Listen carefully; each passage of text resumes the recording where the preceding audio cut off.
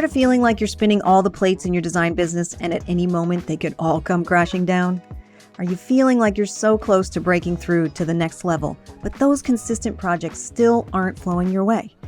Are you ready to finally take your business from a hobby to 100K and beyond? Then welcome to the Six Figure Designer Podcast. I'm talking all the techniques you need in your design business to start paying yourself, get great clients, and finally break through that 5-figure ceiling.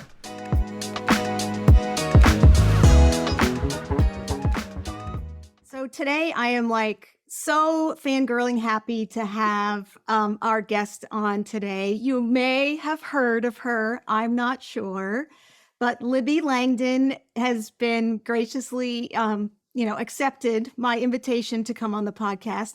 And of course, she needs a proper introduction. So you know her as an interior designer, she's an author, she's a product designer, she's a makeover television personality, as well as having her own firm in New York City, Libby Langdon Interiors, right? And Libby, of course, if you've ever met her, you know that she has an easy, elegant, everyday style, super approachable, and such a bubbly personality. And she has so many licensed furniture collections and home furnishing items, including lighting for Christorama, rugs for KAS, artwork for Paragon, and a complete home collection of upholstery and case goods for Fairfield Chair, and of course, accessories for A&B Home. So her work and home products have been featured in leading shelter magazines, including, are you ready for it? Architectural Digest, House Beautiful, Traditional Home, Hampton Cottage and Gardens, Better Homes and Gardens. Let me take a breath and a sip here because there's more. Right? And Women's Day. So she's also been a regular design expert. You have an excellent resume. This is amazing. On NBC's Today Show, HGTV's Small Space, Big Style, The View, The Rachel Ray Show, The Early Show, and NBC's Open House. I mean, I could go on and on and on, but let's just welcome Libby to the show. Thank you so much for being here. Thank you for having me. This is so much fun. I'm super excited, and I think great things happen when we get together and we share insights and we talk about our businesses and our lives and what's happening. And so what I'm hoping is that at the end of today's episode, some people will get some real takeaways that they can use. But thanks for having me on. I'm so glad to be here. I know. And I will say that here's a lesson learned from, having you on the podcast. Don't ask, don't get, right? So we met at a conference. Libby was a speaker there. And, I just mustered the courage to say, hey, I have this thing I'm starting. Would you be happy? Would you be able to be a guest? And of course, in sweet Liddy fashion said, absolutely. When is it? I'll be there. So, all I can say is if you put yourself out there, great things can happen. And I'm sure you can attest to something like that happening in your career as well, right, Libby? Absolutely. Absolutely. It's so funny because a lot of times, and I think it sometimes boils down to something as simple as, when you go to a restaurant and there's something that you want, but you want to change it just a little bit. And Yep. sometimes you're going to get the crazy chef who's like, absolutely not. If you don't eat it this way, get out of my restaurant. But I would say life is too short to not ask for what you want. And I think you start to get what you want when you, A, address that you want something, and B, ask for it. It's not going to just magically drop out of the sky. So no, you can't just want it, right? You've got to also be a willing participant. Yeah, absolutely. Absolutely. And I think it's also a little bit of not worrying about what other people are going to think, not worrying if I ask somebody to do my podcast and they give me a smackdown, and are my feelings going to be hurt if I ask a client, oh, blah, blah, blah. I think it's not worrying about what people think and not worrying, is the waiter going to judge me if I ask for brown rice instead of white rice? Who cares what the waiter's going to think? If you want brown rice and you don't want white rice, ask for it. So 100%. Important in all aspects of our lives. I think so too. And I think also just being detached from, I mean, I think we take so many things personally. Like Mm, if I had asked you and you had said no, then it should have just been like, we're just moving on. It's okay. It's fine. Like that's okay because you had your reasons and I'm going to keep moving. So I think that the lesson learned is, not to necessarily be so attached to the outcome, but to be so brave in order to keep asking, to keep going after those things that are heavy on your heart that you really want to do. So that could be a yeah. whole podcast in itself, don't you think? Just that right there. Absolutely. So the thing that, the reason that I even went up and approached you, of course, you have an amazing, fun personality, and you're from where I'm from. So I'm from well, you're not from New Jersey, I don't think, but, or, that area, but you live up in that area now. Cause of course your farm is Yes. in New York. So, we kind of have that no nonsense, getting it done spirit. Yep. You are super on time today, which, makes my heart happy because that's my jam too. So, the thing that I loved about what you talked about and what prompted me to even ask you to be on the show is you said it's okay for people for us to be in it, to have a business and want to make money. That is an okay thing. And I almost like jumped out of my seat and like high-fived you because we're so afraid in this industry, I think, to want to make money like it's a horrible, horrible thing. And I thought that you talked about it so eloquently. So maybe you can elaborate on that feeling like it's okay to be a creative and to do beautiful things, but to also make money, right? Yes, absolutely. And just to give you a little bit of a background of how I even started in interior design and probably why I have that notion of melding creative and commerce. That's a Hmm. huge, huge part of who I am and what I do. And before I got into interior design, I used to work in the film and television business. Hmm. So I used to work as a producer and an actress in movies and TV and commercials and things like that. And had been married for 11 years and had a production company with my now ex husband. And when I got divorced, I knew I wanted to get into something creative, but I wanted to move out of film and television Hmm. and sort of leave that. And interior design had been something I had thought about for a while, and it was something that I really grew up with. I grew up in High Point, North Carolina. So my Hmm. mom was a designer, my dad was in textiles. And so for me, it was a matter of I was newly divorced. I had a mortgage to pay. And yes, I wanted to be creative and design beautiful spaces, but I had to figure out how to make money. Right. It wasn't just this wonderful grand endeavor of, "Oh, you're gonna have a hot pink room." No, it was a very realistic, practical approach to interior design, and what were people wanting? What could I offer them? And how was I gonna be able to make money at it?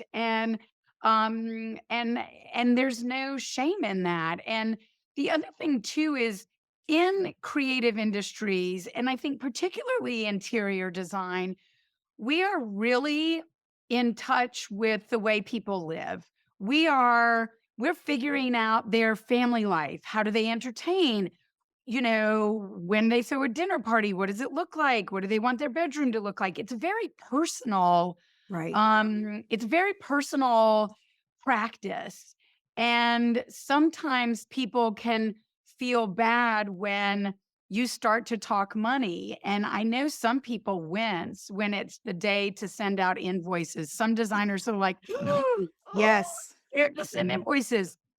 Bullshit, people. Get your invoices out. You are not doing this just because you think it's really fun. It is a business. And I think you can also be very careful about it and have everybody feel great and excited, but you still need to make money. And I it's think interesting. you make such a good point there because I just want to say that also too, the other thing that I see along with God forbid we should make money, but we always tend to pay ourselves last, right? Oh, well, I'll get paid when the final when the final invoice is sent. And I'm thinking, what are we waiting a year to be paid? I don't understand that. Pay yourself first, right? So to your point, and you can continue this because I'll put an E on this episode, but there may be a little swearing going on. But yes, Yeah, pay yourself first. I mean, what are we doing, right? absolutely. And it is interesting too that I feel as a designer, deep down inside in your core, you have to know what your value is. Mhm. And when I meet a client or I meet a new client or um, we're talking about taking on a new project, I know in my just deep down in my gut, I know Mhm. the value that I am bringing, Right. and I wallow in that. I'm not boastful, I'm not gloating, but I know what I'm going to be able to bring to you, and I can very easily communicate that, and it just takes any question out of it. And every now and then I'll have one client who'll say, "Oh, I've got all these invoices and it's costing a lot, and my house is costing a lot more to build, and blah, blah, blah." And I will fire an email or pick up the phone and call right back and say, "You know what? I am offering you great value, and this is why." And so I think you need to be sure, just take an inventory of what you're bringing to the table and own it. Own it 150% and never feel bad for asking what you're worth. And if you've got somebody who doesn't think you're worth it, that's not somebody you should work with. Trust me, there will be 3 other people down the road that are going to understand your value once you're able to easily communicate it. I agree 100%. And I think that the other thing that people tend to do is when you're having an uncomfortable conversation, you want to fill all those gaps. And I've found that silence speaks so many volumes. So if someone asks you a question as to why you do things a certain way or whatever, you give them the answer, which are the facts, right? And then you let it sit. You let that simmer instead of trying to fill that empty pause and make excuses or try to make them feel better or let that, not emptiness sit there.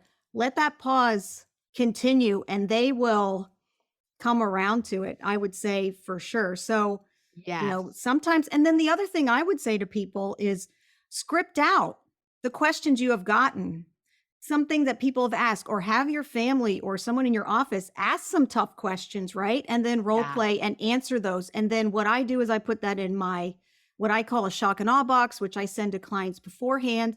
And that answers a lot of those questions ahead of time. And so you've had that time to think about how you want to answer that question, why you're answering that question, what that value is. Yes. And then once you do it, of course, long enough, you can totally stand there in that, sit in it, as you say, wallow in it and Yes. be very comfortable as to why you're charging what you're charging and what you bring to the table. Absolutely. Absolutely. For sure. So yes, everyone, we need to be cool with making money. And, that's going to be the title of this episode is Show Me the Money, because it is. So Yes. we need to be comfortable and confident because as interior designers, we are affecting, just like you said, the most intimate spaces in someone's lives. We are Yes. in the thick of it. And it's so incredibly important how much effect we can have on someone's space. Absolutely. I love the way you said it. Be cool with making money. That pretty much sums it all up. We know we want to make money and we want people to show us money, but you need to be cool with making money. Right. We're having t-shirts made after this one. That's okay. We'll be selling them. They'll be Love merch it. after this Be cool with episode. making money. Yes. And then, so along those lines, you were talking about also this thing that stuck. There was like 3 big things that stuck with me when I heard you speak. And you said, "I know my lane. I know my lane is sort of, the easy breezy, type of look for people, easy, elegant, everyday style. That's my lane. I know how to stay in my lane. I know what my lane is, and that others should know their lane as well." So you can speak to one, like how you discovered your lane, right? And Mhm. then how people can help, can discover their own lane and stay in it. for Yes. success. And I think it's very important. And for me, it almost started out as kind of a marketing, exercise where you take the essence of who you are, what you do, and who you work with, and you boil it down into just a little nugget, a little Right. sound bite. And that was how I came up with easy, elegant, everyday style. And I knew I needed to find, because I started in interior design later in life, I knew I needed to find my lane. I needed to find my lane. I think I knew I wasn't going to be Architectural Digest, all fancy, crazy, over the top all the time. Can I go there every now and then? Oh, yes, I can. But my nuts and bolts, my meat and potatoes, is the easy, elegant, everyday style. And how I came up with that was easy is me. That's my personality. I'm Right. approachable. It should be fun. Design should be accessible. The elegant is you can still have a very functional, family friendly home, but it can be beautiful. The design can be incredible. The details can be fabulous. And then the everyday part is that's who my clients are. They're real people. They have kids, they have pets, they have friends who drink red wine. So that's how I got the easy, elegant, everyday style. And I encourage people to sit and really boil down what the essence is of what they do and come up with that, because also that becomes a common thread as you are communicating who you are and what you do. It just becomes a wonderful way for you to in just a quick second let somebody know who you are and what you do and how you work. And then the second part to that, I think, is knowing your lane. And I feel like knowing your lane doesn't necessarily mean you're staying within a certain interior design style. I do traditional, we do contemporary, we do transitional.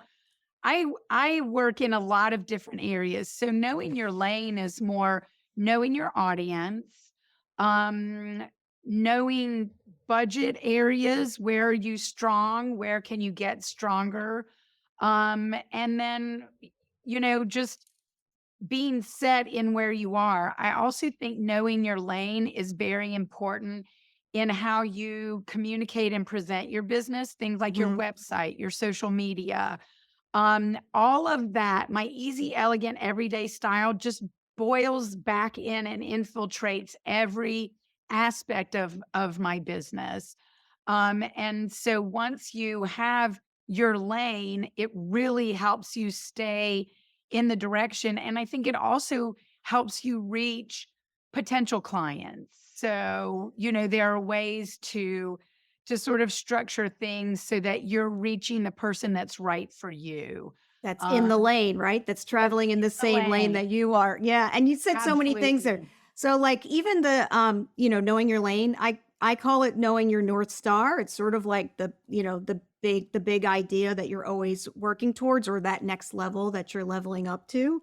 Yes. The thing that you said that I think is so incredible to bring up again is that your personality is part of knowing your lane. I think there's a lot of people who feel like they need to be somebody else, right? They're aspiring to be maybe another designer, they're Right. aspiring to look like someone else or be like someone else, but there's some friction there. And I'm not saying like client friction, but just internal, like it's kind of hard, and you're just like, this is terrible.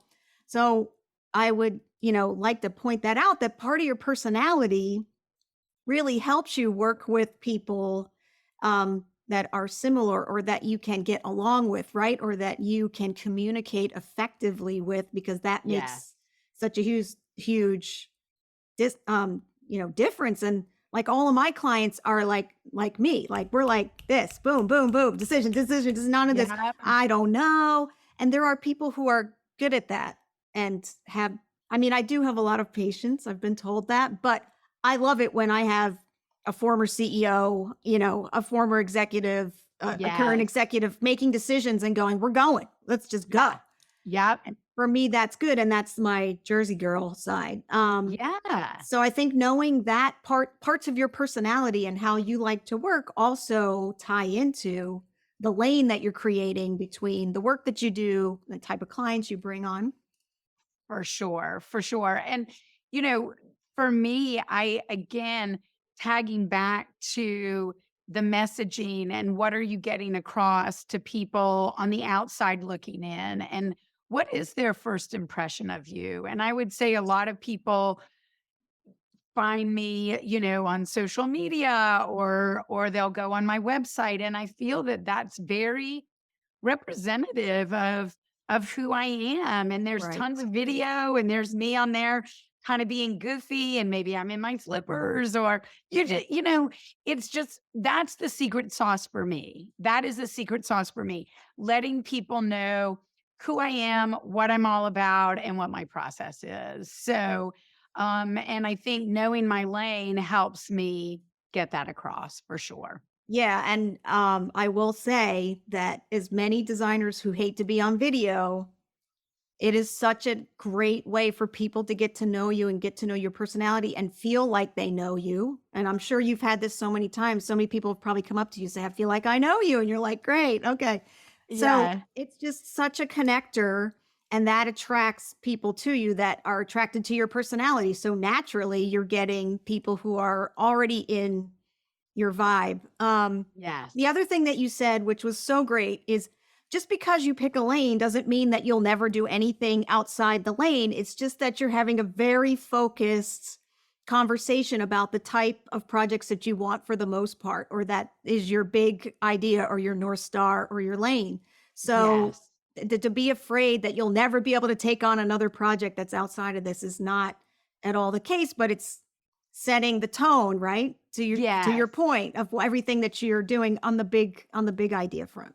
Absolutely, absolutely. And the thing that's so great about it is I also feel like every year I get better as a designer. And so while I know my lane, it's kind of what you're saying with the North Star.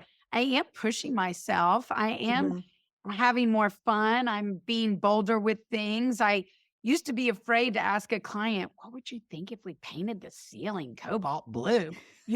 But you get a couple clients who are like, "Actually, that would be cool." Yes. And so it's kind of ties back to what you're saying. If you don't ask and you're too scared of how somebody might judge you, Mhm. you might not take that chance, which would help you grow as a designer. And I just feel like I'm a better designer every year because I take more chances and I have more fun. And it doesn't necessarily mean design chances that cost more. It doesn't Right. cost that much more to paint the ceiling blue than it does to paint it white.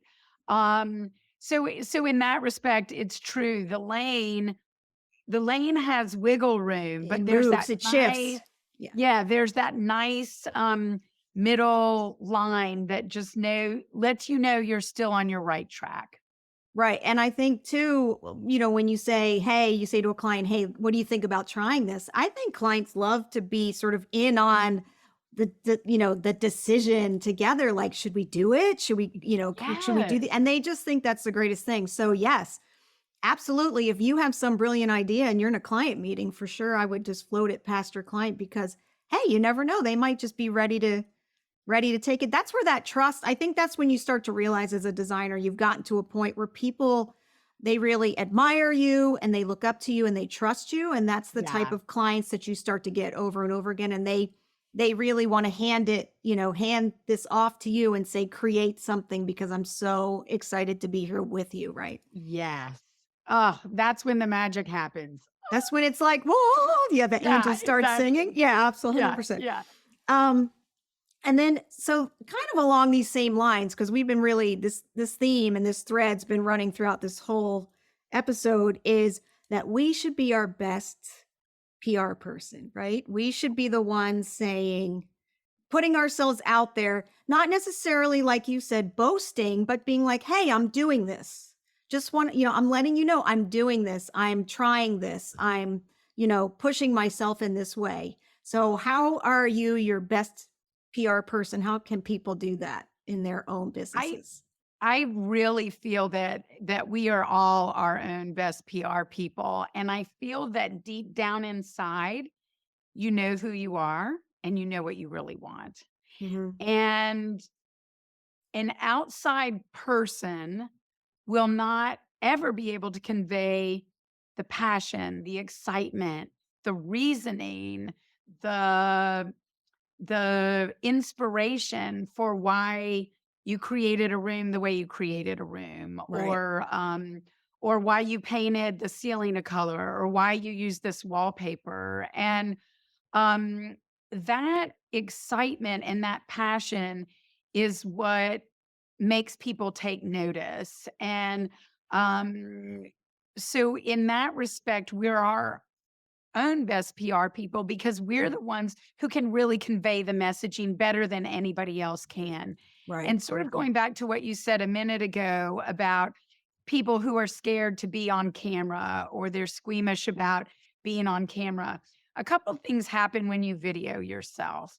If you video yourself walking through a project that you've done, and it doesn't matter if your 10-year-old son is videoing you, somebody from your office, or look, let's face it, I am in the airport all the time. I have all kinds of drivers take videos of me just before I get on the airplane. So pretty much you have no excuse to not have someone video you. But I think what happens is as you're taking someone through a project that you've designed, again, you're the only person who knows, why did you pick that ECAT print on the chair? Why did you use that finish on the coffee table? So once you get into talking about what you do and why you've done it, it actually becomes quite easy.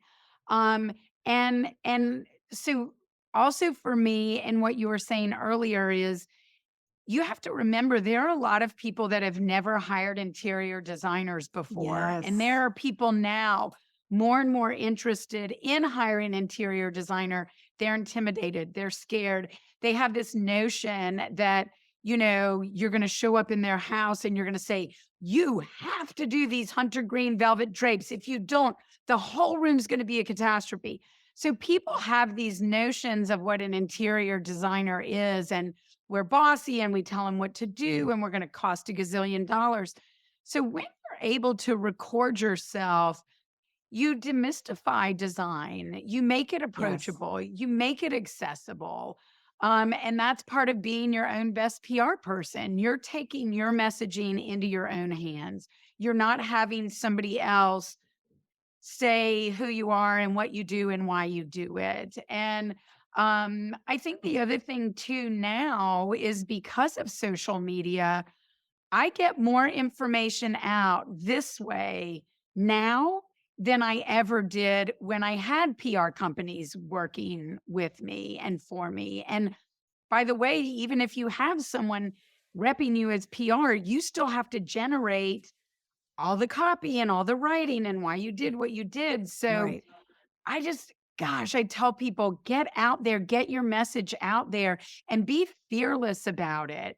What is the worst thing that could happen? Somebody says, "Oh, wow, she thinks she's fancy. She designed that mansion, whatever."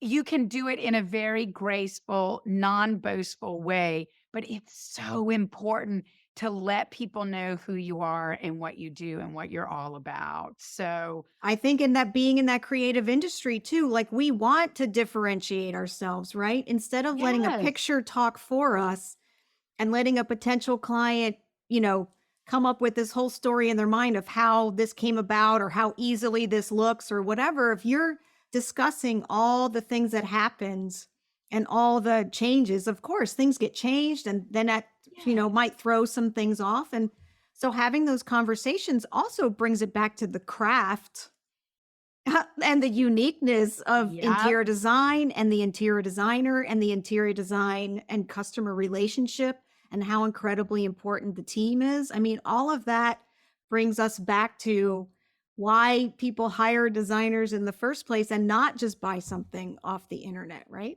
Exactly. And it goes back again to your messaging and your what you've boiled down your essence to Mhm. be. And I feel like when you communicate that and you can tell people, oh, this is why I did the light finish on the coffee table because it's contrasting in front of the rug. There's that moment of exactly what you're saying. People are registering and saying, wow, I never would have thought of that, or I didn't know that. And it's not meant to intimidate, it's meant as a confidence Mhm. builder on their part to know that you have the big picture in mind and you're seeing the whole enchilada and you're not just chipping away or piecemealing it the way most people would do if they didn't have an interior designer. Absolutely. I just had this conversation come up with a client in a meeting where they said, "Well, we're gonna do, a dark light fixture. What do you think about the frame on this piece of art?" And I was like, "Well, I want that dark too because I want your eye to be moved around the room, to be caught by this piece, and to tie in that element." And they were like, "Oh, I never even thought of that." But these are things that, as designers, we're like, and you're probably like, "Yeah, of course. I Right. mean, that makes perfect sense to me." And Yeah. maybe a lot of other listeners going, "Absolutely, that I do that too." But we don't talk about it. We I need to know. talk about it, saying why you're thinking of like the spaces, how they relate to one another, how it moves your eye around, how it keeps you interested, how it then has an emotional effect on you, right? So, Yes. mm, Absolutely. this is why we Absolutely. can never be replaced. We can never be replaced. Never. And I think what's fun too is these days, when I first started in interior design in like 2004, there wasn't a lot of reason for me to interact with other interior designers. I was sort of in my own little bubble and I was in my own little world. And then social media happened. And I feel like we all got this really great conversation going. Yeah, And now I just feel like so many people in the very best way are design hungry. So there's enough work for everybody. So right. I feel like as designers we are way more of a community than we ever knew before, and there's enough work to go around, and it's so important to let people know what you're doing and why you're doing it. You're not letting some big secret, you're not letting the cat out of the bag, you're not giving away trade secrets. Right. It's really more demystifying it and letting clients know the value and that you have the big picture in mind. Yeah, and then what happens, because a lot of them don't even know what happens. It's very nerve-wracking. So I think Oh all of yeah. that, just talking about what happens in meetings, is so incredibly important because like you said, Yeah. so many clients have never hired designers before, and and you would think that people with million-dollar homes have, and they haven't. So let's just And they put that let's just put that right? out there. So, Yeah. $2 million home, several of those never hired a designer for all day long. I hear that all day long. So, um, just keep that in mind that we just keep talking as an industry. And then, yeah, being connected, like even the conference that I saw you at, I had gone and met 5 women that I had met on the internet from all across the country, other Oh, designers, and we had become friends um, during our time when everyone was sitting at home trying to figure out what to do. And, that just opened up a whole world. So just making those connections with people from all mm. over the country, designers with different perspectives who are doing different things. It's so inspiring. So I definitely encourage everyone to use social media for good, right? For sure. Oh, yeah. There's so much goodness out there. There is. You just have to look for it. Well, so Libby, I want to say thank you for giving us so many cool things to think about in our business and how we can stay in our lane and kind of shout our accolades from the rooftops and be our own best PR person and how we are totally fine, totally cool with making money in our business as well. And so tell us, is there anything exciting that you want to talk about? And of course, where can people find you? Yes. Okay. Well, people can find me on my social handles are Libby Langdon. And my website is libbylangdon.com. And I do have some exciting things. I have new furniture introductions for my furniture collection for Fairfield. And we'll be launching those at the April market. Awesome.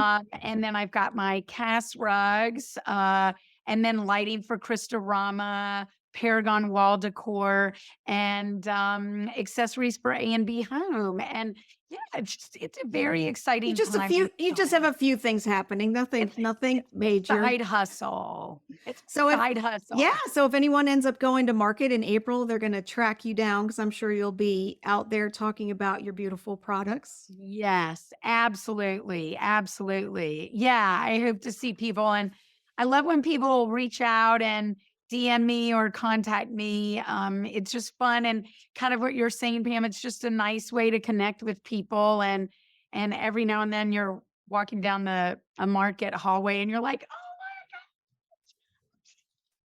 my God.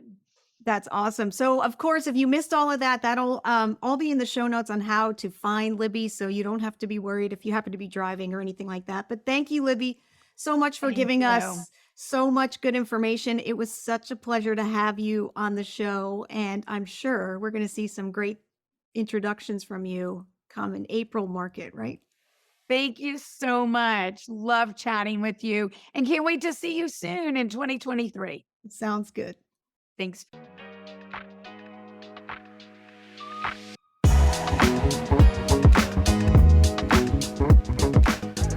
Thanks for listening to the Six Figure Designer Podcast. If you're ready to make six figures in your interior design business, then check out my Design Business Bootcamp. Our next session starts soon, so let's get you to six figures stat.